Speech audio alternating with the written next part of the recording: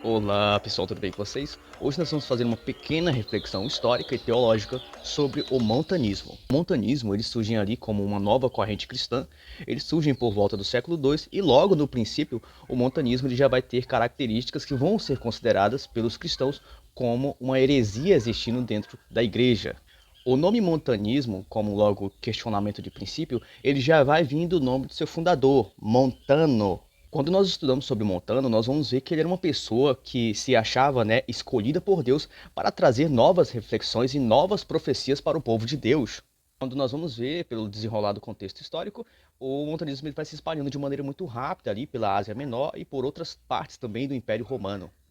Quando nós estudamos o movimento, nós vamos começar a encontrar questões muito problemáticas dentro do próprio contexto do montanismo, porque eles eram um grupo muito rigoroso, eles tinham esse problema de ser muito rigoroso, acaba que nós acabamos entrando em um problema do legalismo, e eles começaram a trazer isso para o seu grupo. O montanismo ele era tão rigoroso a tal ponto de que eles não aceitavam as pessoas que estivessem arrependidas a estarem num grupo deles. Como, por exemplo, você havia cometido um pecado, havia sido afastado do grupo, mas você se converteu e você queria, por exemplo, querer fazer parte do grupo de novo. Eles não aceitavam que você fizesse parte do grupo de novo, porque você havia sido uma pessoa que apostatou da fé e não poderia fazer mais parte do grupo.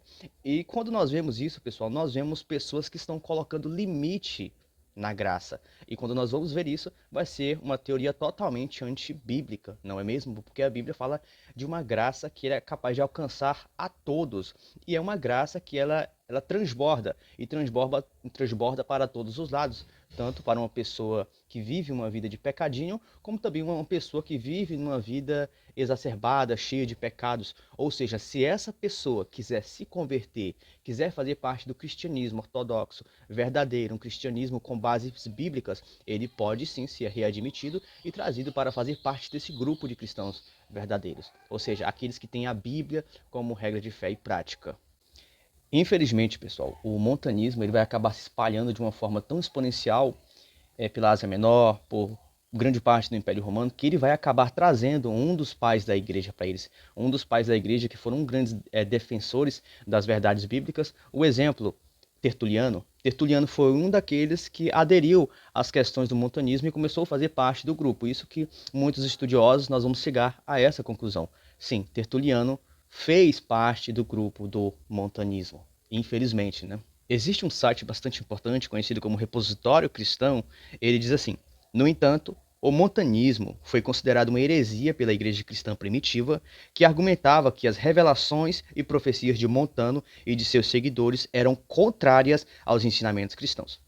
Além disso, a igreja acreditava que as escrituras, e não novas revelações, no caso as revelações de Montano, porque ele acabava deixando a Bíblia de lado e querendo trazer novas revelações, tipo, vamos deixar a Bíblia de lado e vamos trazer novas revelações. E biblicamente isso não é correto, isso é errado biblicamente, e biblicamente pode ser considerado até uma heresia. Você tem que pegar, colocar o texto bíblico, a escritura de lado, e a partir do momento viver de revelações que no final das contas acabaram sendo contrárias à palavra de Deus. Mas continua, né? E não novas revelações, era uma fonte da verdadeira doutrina cristã.